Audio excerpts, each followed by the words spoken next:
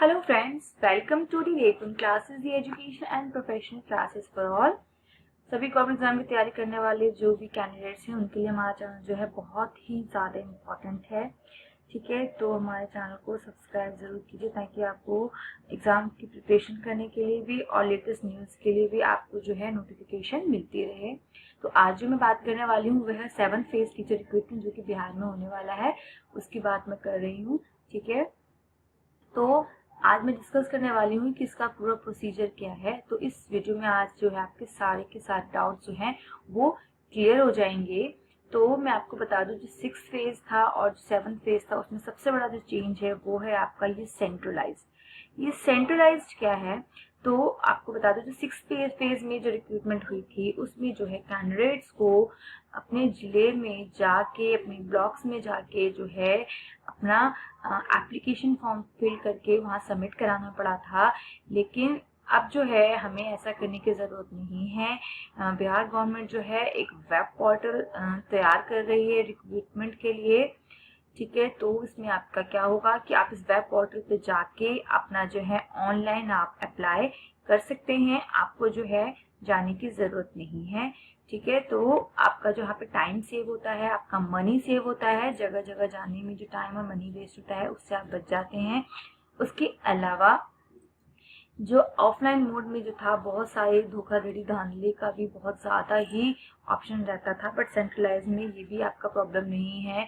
लोग एक से ज़्यादा जगहों पे जाके अपने फॉर्म फिल कर लेते थे और कहीं ना कहीं से तो हम लोग जो है एप्लीकेबल होंगे, तो ये सब चीज़ें अब जो है वो नहीं कर पाएंगे। अगर वेब पोर्टल में ऑप्शन मिला तो वो अप्लाई कर सकते हैं एक से ज़्यादा जिलों में। अगर ऑप्शन नहीं मिला तो वो अप्लाई नहीं कर पाएंगे। तो सबसे बड़ा बेनिफिट जो है सेंट्रलाइज्ड का यही है कि यहाँ पे जो है करप्शन जो है बहुत, मतलब करप्शन को ध्यान रखते हुए कि वो ना हो पाए, सेंट्रलाइज्ड किया गया है। ठीक है, तो उसके बाद हम बात करेंगे एलिजिबिलिटी का कि कौन कौन से लोग एलिजिबल हैं। तो सबसे पहले मैं इसमें एज की एलिजिबिलिटी की अगर बात करूं तो आपको बता दिया जाए कि जो जर्नल वाले हैं, जर्नल में जो फीमेल है उसका जो है 40 इयर्स का जो है एज का लिमिट है। मेल के लिए जो है 37 एज लिमिट है। ये जर्नल की बात मैं कर रही हूँ। उसके बाद अगर मैं एससी की बात करूँ तो एससी वालों के लिए जो एज का है, एससी उसका जो आता है इसमें 40 इयर्स आता है। ठीक है, उसके बाद जो बीसी की बात किया जाए तो उनका भी जो है आपका 40 इयर्स है। और बीसी में जो अदर कैटेगरीज होती हैं उनके लिए अगर मैं बात करूं तो उनका 42 इयर्स है। तो ये इनका जो है एज का एलिजिबिलिटी है कि इतने एज वाले जो है अप्लाई कर सकते हैं। उसके बाद क्योंकि ये हमारा प्राइमरी लेवल का रिक्रूटमेंट है, तो अगर मैं एजुकेशन की अगर बात करूं तो कौन कौन से जो लोग हैं अप्लाई कर सकते हैं, तो 1 to 5 की अगर मैं बात करूंगी तो जिन्होंने ने 12 पास कर रखा है, प्लस में जिन्होंने डीएलएड कर रखा है, उसके अलावा डीएलएड या फिर जो है बीएड कर रखा है, वो साथ में जो जिन्होंने सीटेट या बीटेट पास कर रखा है वो लोग जो हैं इसके लिए एलिजिबल हैं 1 to 5 के लिए। ठीक है, 6 to 8 की बात अगर मैं करूं तो आपको बता दिया जाए कि इसमें जो है जो ग्रेजुएट हैं, जिन्होंने ग्रेजुएशन कर रखी है, प्लस इसके लिए बीएड कंपल्सरी है। ग्रेजुएशन वाले का जो है बीएड होना चाहिए। डीएलएड वाले भी कर सकते हैं, ग्रेजुएशन के साथ उनका डीएलएड होना चाहिए। बट जो 1 to 5 में है वो जो है उसमें डीएलएड बीएड प्लस 12 होना चाहिए। और ग्रेजुएशन में अगर आप 12 पास हैं तो आप अप्लाई नहीं कर पाएंगे। तो इसमें ग्रेजुएशन और बीएड होना जरूरी है, डीएलएड भी हो सकता है, और साथ में आपका सीटेट और बीटेट। ठीक है, तो इसमें सीटेट पेपर 1 क्लियर होना चाहिए और इसमें आपका सीटेट पेपर 2 क्लियर होना चाहिए। अगर आपके पास ये एजुकेशन क्वालिफिकेशन है तो आप जो है एलिजिबल हैं इस फेज में अप्लाई करने के लिए। तो ये आपकी जो थी एलिजिबिलिटी क्राइटेरिया था। ठीक है, अगर उसके बाद मैं बात करूं कि अदर स्टेट वाले अप्लाई कर सकते हैं, तो मैं आपको बता दूं कि जो अदर स्टेट वाले हैं वो अप्लाई नहीं कर पाएंगे। ठीक है, सिर्फ और सिर्फ ओनली जो है बिहार के जो निवासी हैं, वो बिहार के जो परमानेंट मेंबर्स हैं, निवासी हैं, सिर्फ वही अप्लाई कर पाएंगे। ठीक है, अगर फिर बीच में बात उठी थी लेडीज के बारे में, जो लेडी हैं, ठीक है, अगर वो शादी करके बिहार से बाहर जा रही हैं तो वो भी अप्लाई नहीं कर पाएंगी, क्योंकि वो अदर स्टेट की निवासी मानी जाएंगी। ठीक है, जो लेडीज अदर स्टेट की हैं लाइक यूपी, झारखंड वगैरह की, और उन्होंने शादी करके वो बिहार में आ गई हैं, तो अब वो जो है बिहार की निवासी हैं, तो फिर वो आपका जो है अप्लाई कर पाएंगे। तो ये जो था लेडीज के रिगार्डिंग था, वो लेडीज बहुत क्वेश्चन पूछती थी, तो अब जो है इनका भी डाउट जो है आई थिंक क्लियर हो गया होगा। ठीक है, उसके बाद देखिए जो 1 to 5 है वो हमारा जो है कॉमन टीचर होता है, तो इसमें हमारा सब्जेक्ट का कोई भी कॉम्बिनेशन नहीं है। ठीक है, इसमें आपने किसी भी स्ट्रीम से ग्रेजुएशन किया हो, 12 पास किया हो, आप जो है अप्लाई कर सकते हैं, कोई दिक्कत नहीं है। बट 6 to 8 की बात करेंगे तो 6 to 8 में जो है सब्जेक्ट कॉम्बिनेशन होता है, तो आपको वो सब्जेक्ट कॉम्बिनेशन ध्यान में रखना पड़ेगा। तो अभी जो है सब्जेक्ट कॉम्बिनेशन के ऊपर जो है कोई भी जो है एग्जैक्ट नोटिफिकेशन नहीं आई है, तो इसके बारे में अभी हम डिस्कस नहीं करेंगे। जब भी इसके रिगार्डिंग नोटिफिकेशन आएगी तो मैं आपको जरूर इसके बारे में डिस्कस करूंगी। ठीक है, उसके बाद हमारा जो इम्पोर्टेंट है वो है हमारा डॉक्यूमेंट्स के बारे में। तो हम चलिए इस डॉक्यूमेंट्स के ऊपर आते हैं। तो इस डॉक्यूमेंट्स में क्या क्या चीजें हमें रिक्वायरमेंट है, तो उन्हें हम देख लेते हैं। तो डॉक्यूमेंट्स में आपके पास देखिए क्या क्या चीजें होनी चाहिए। तो सबसे पहले जो है डॉक्यूमेंट्स में आपके पास जो है टेंथ हमारा मोस्ट इम्पोर्टेंट होता है। तो टेंथ का डॉक्यूमेंट, टेंथ का जो मार्कशीट है और जो सर्टिफिकेट है वो आपके पास जो है जरूर होना चाहिए, अदरवाइज आप जो है अप्लाई नहीं कर पाएंगे। तो याद रखिएगा, तो आपके पास टेंथ का जो है मार्कशीट, और देखिए दो चीज बात की गई है, एक मार्कशीट की बात की गई है और दूसरा बात की गई है सर्टिफिकेट की। तो आपको इसमें भी बहुत से लोगों को डाउट है, बहुत से बच्चों को डाउट हो रहा है, कैंडिडेट्स को, कि ये मार्कशीट और ये प्रमाण पत्र क्या है। तो देखिए मैं आपको बताऊँ, सबसे पहले जो इसमें आपको डॉक्यूमेंट्स रिक्वायरमेंट है वो है आपका टेंथ का। ठीक है, टेंथ का मार्कशीट जिसको हम अंक पत्र बोलते हैं, और टेंथ का सर्टिफिकेट जिसको हम लोग मूल प्रमाण पत्र भी कहते हैं। तो देखिए कुछ बोर्ड वाले जो थे जिन्होंने मार्कशीट और सर्टिफिकेट को कंबाइंड कर रखा है, तो उनका जो है डॉक्यूमेंट एक ही होगा, मार्कशीट और सर्टिफिकेट दोनों एक ही में। और बहुत से बोर्ड जो हैं वो अलग अलग प्रोवाइड करते हैं, तो उनके अलग अलग होंगे। तो आपके पास अगर एक ही है तो आपका वो एक ही यूज होने वाला है, तो आपको इसके लिए घबराने की जरूरत नहीं है। ठीक है, 12th की बात करूं तो 12th में भी आपको मार्कशीट और सर्टिफिकेट दोनों की बात कही गई है, तो इसमें भी सेम ही क्राइटेरिया अप्लाई हो रहा है। अगर आपको दोनों चीजें इश्यू होती हैं आपके बोर्ड से तो आप दोनों यूज करेंगे, नहीं तो आपका एक से भी आपका काम चल जाएगा। ठीक है, उसके बाद नेक्स्ट बात करेंगे, तो ये तो हमारा हो गया कि जो 12th बेस पे अप्लाई करेंगे 1 to 5 के लिए। 6 to 8 के लिए जो है हमें ग्रेजुएशन जो है, आपको जिस स्ट्रीम से ग्रेजुएशन किया हुआ है उस ग्रेजुएशन का आपको मार्कशीट और सर्टिफिकेट दोनों चाहिए। ठीक है, ये आपका दोनों लगेगा। उसके बाद आपने DELED किया है, ठीक है, या आपने BEd किया है, दोनों की कंडीशन में आपको उसका भी मार्कशीट लगेगा और सर्टिफिकेट लगेगा। ठीक है, दोनों चीजें लगेंगी। उसके बाद आपने CTET या BTET क्लियर किया हुआ है, तो उसका भी मार्कशीट और सर्टिफिकेट आपका लगने वाला है, तो उसका भी आप देख लीजिएगा। उसके बाद जो है बनने वाला डॉक्यूमेंट है, इसके अलावा जो है वो है आपका कास्ट सर्टिफिकेट। ठीक है, कास्ट सर्टिफिकेट में देखिए जो आपका SC ST BC कैटेगरी के हैं उनको जो है अपना कास्ट का सर्टिफिकेट बनाना पड़ेगा। ठीक है, वो कास्ट सर्टिफिकेट जो है आपको जो है किसी भी लेवल का बना सकते हैं, RO लेवल का, SD लेवल का, ठीक है, आपको DM लेवल का आप बना सकते हैं। ठीक है। और अगर कोई जर्नल जो है, जर्नल कैटेगरी का अगर वो EWS में आता है तो वो अपना उसको EWS का सर्टिफिकेट भी बनाना पड़ेगा, ठीक है। उसके बाद बात आती है सबसे मेन डॉक्यूमेंट की, जो है आपका डोमिसाइल, ठीक है। डोमिसाइल बहुत इंपॉर्टेंट है बिहार में, क्योंकि डोमिसाइल का मीन्स आप बिहार के निवासी हैं।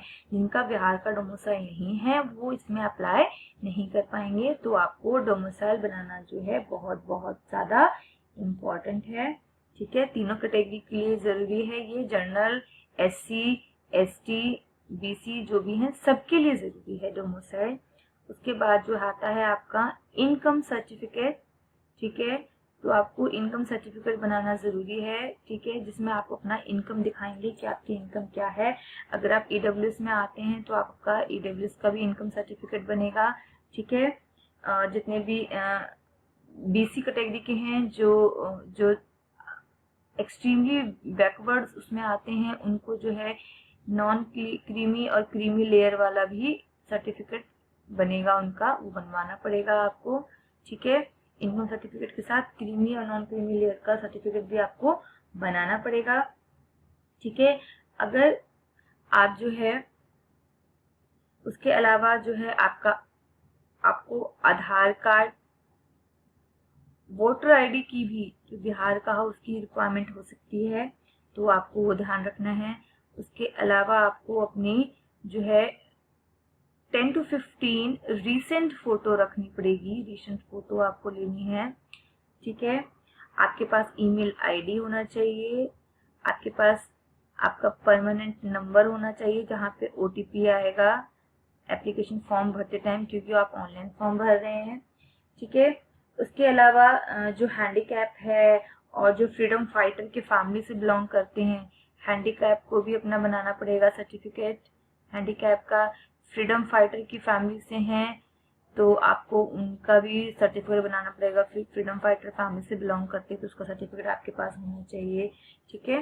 तो ये आपके पास जो है डॉक्यूमेंट जो आपको चाहिए, और बहुत ज़्यादा इसका रिक्वायरमेंट है आपके पास, इसका होना ही चाहिए, ये सारी चीज़ें आपके पास होनी चाहिए तभी आप अप्लाई कर सकते हैं, ठीक है। सर्टिफिकेट के मामले में डाउट है, बहुत से बोर्ड जो हैं अप्लाई नहीं करते दोनों चीज़ें, तो उसके कंडीशन में आपको ऑप्शन होगा कि आपका एक से भी काम चल जाए।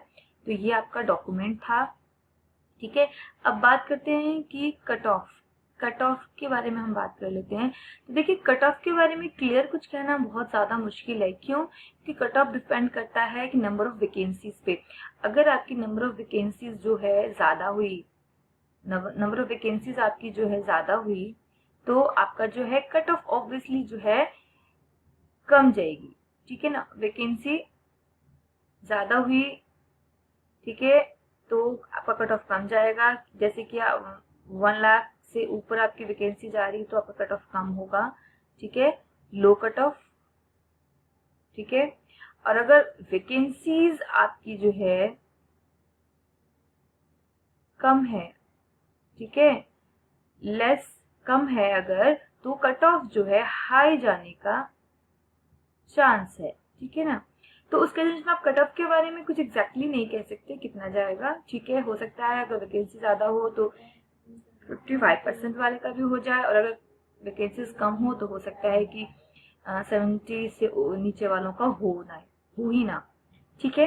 तो कट ऑफ के बारे में कुछ नहीं कह सकते। हाँ, बस आपका ये कह सकते हैं कि जो आपका मेधा सूची तैयार होगा, जो आपका मेरिट लिस्ट तैयार होगा, कट ऑफ तैयार होगा, वो किस बेस पे तैयार होगा, तो उसको हम डिस्कस कर लेते हैं। चलिए, तो जितने भी 1 to 5 वाले हैं वो याद रखिएगा कि उनका कट ऑफ जो बनेगा वो आपका जो 12th का मार्क्स है, 10th का मार्क्स है, 12th का मार्क्स है, प्लस में जो भी आपने B.Ed या D.LED किया है उसका जो मार्क्स है, उन तीनों को जोड़ के 3 से डिवाइड करके आपका जो है मेरिट निकलेगा, ठीक है, जितना भी आपका आएगा। और अगर उसमें वेटेज का हुआ तो उसमें कुछ वेटेज प्लस हो जाएगा, लाइक C.TET और B.TET का अगर हुआ तो। अभी इसके बारे में कुछ नहीं कहा गया है, ठीक है। 6 to 8 की बात करेंगे तो आपका जो भी ग्रेजुएशन का मार्क्स का परसेंट है, प्लस में जो भी आपने प्रशिक्षण लिया है B.Ed या D.LED, उसको 2 से डिवाइड करने के बाद जो भी परसेंटेज, ग्रेजुएशन और बीएड के मार्क्स को ऐड करके जो भी आपका परसेंटेज बनेगा उसको 2 से डिवाइड करने के बाद उसमें अगर वेटेज अगर आपको दिया जाएगा तो आपको सीटेट का वहाँ पे जो है सीटेट और बीटेट का जो है आपका वेटेज भी वहाँ पे ऐड हो जाएगा अगर आपको दिया जाएगा। तो फिलहाल वेटेज पे कोई भी वो नहीं है कि दिया जाएगा कि नहीं। तो इस तरीके से जो है आपका जो है कट ऑफ बनेगा, ठीक है। और इस कट ऑफ का काम भी है जो इस बार ये जो है आपका जो है जो नियोजन इकाइयाँ जो पहले करती थी जिसमें वो उसमें भी वो गड़बड़ करती थी, कम कट ऑफ वालों को कम मार्क्स वालों को ज़्यादा दिखाना, ज़्यादा मार्क्स वालों को कम दिखाना, वो भी चीज़ें अब नहीं होंगी क्योंकि ये जो कट ऑफ तैयार करने का काम भी जो है ये आपका जो है हेड डिपार्टमेंट में किया जाएगा। यहाँ पे उनका कोई भी मुखिया वगैरह का कोई भी यहाँ पे इन्वॉल्वमेंट नहीं होगा, ठीक है। तो यहाँ भी धांधली का जो है एकदम जो भी चांस था वो खत्म होता है। तो यहाँ पे ये आपका जो है कट ऑफ का वो था। उसके बाद जो है जब आपका कट ऑफ आपका जारी हो जाएगा, ठीक है, उस बेस पे आपका जो है मेरिट लिस्ट तैयार हो जाएगा। आपके नेम्स पोर्टल पे डाल दिए जाएंगे कि ये नेम वाले जो हैं वो सिलेक्टेड हैं। तो आपका जो है उसके बाद काउंसलिंग होगा, ठीक है। जो भी कैंडिडेट सिलेक्टेड होंगे जिनका भी कट ऑफ के अकॉर्डिंग जो भी सिलेक्ट हुए हैं उनका भी काउंसलिंग होगा। उसके बाद फिर आपने जिस भी डिस्ट्रिक्ट से फिल किया है उस डिस्ट्रिक्ट में आपका जो है जिस भी ब्लॉक को आप सिलेक्ट करेंगे, जिस ब्लॉक में उस ब्लॉक में जहाँ भी आपका आएगा वहाँ जाके आपकी काउंसलिंग होगी, जहाँ पे आपके सभी के सभी डॉक्यूमेंट्स का क्या होगा, वेरिफिकेशन होगा, ठीक है, वेरिफिकेशन होगा। तो वहाँ आपको जाना पड़ेगा, वहाँ आपको अपने डॉक्यूमेंट्स वेरीफाई करना पड़ेगा, ठीक है। अब बात आती है कि अगर डॉक्यूमेंट्स में किसी तरीके की कोई प्रॉब्लम हो तो उसका क्या करें। तो डॉक्यूमेंट्स को जो है आप क्या करें, करेक्ट करा लीजिए। अभी आपके पास टाइम है, आप वहाँ पे करेक्शन करा लीजिएगा, ठीक है। और सर्टिफिकेट वगैरह में अगर दिक्कत आती है जिसका नहीं निकल पाया है किसी रीजन से तो वो प्रोविजनल से भी अपना काम करवा सकते हैं, ठीक है। और जिनके पास टाइम है वो निकलवा लेंगे, ठीक है। नेम वगैरह में father's name, mother's name, date of birth, इन सब तरीके की चीज़ों में अगर प्रॉब्लम आती है तो एफिडेविट से आपका काम चल जाएगा। एफिडेविट आप जो है यहाँ पे लगा सकते हैं। काउंसलिंग के टाइम पे आपको अपना एफिडेविट लेके जाना होगा, वहाँ पे आप उसको दिखा सकते हैं, ठीक है। तो ये सारी जो है चीज़ें थी। उसके बाद लास्ट में जो है आपकी काउंसलिंग के बाद, आपके वेरिफिकेशन के बाद जो है आपको अपॉइंटमेंट लेटर दिया जाएगा। आपका को जहाँ भी अपॉइंट किया जाएगा आप जो है एज ए टीचर वर्क कर सकेंगे। तो ये था पूरा का पूरा प्रोसेस, ठीक है। अब देखिए वैकेंसी जो है आपका जो है जुलाई के एंड में या अगस्त के स्टार्टिंग में आने का फुल चांस है और आएगा ही आएगा। गवर्नमेंट जो है फुल इस पे कोशिश कर रही है, ठीक है। तो आप रेडी हो जाइए, अपने सारे डॉक्यूमेंट्स तैयार कर लीजिए, एकदम करेक्ट करा लीजिएगा, जितनी भी मिस्टेक्स है प्रॉब्लम सबका करेक्शन करा लीजिए, रेडी हो जाइए सारे डॉक्यूमेंट्स के साथ। बाकी जितनी भी अफवाहें हैं बीटेट को और एसटेट को लेके, तो देखिए बीटेट जो है फिलहाल नहीं होने वाला है, तो इसके लिए आपको घबराने की जरूरत नहीं है, न्यूज़ पे मत जाइए, ठीक है।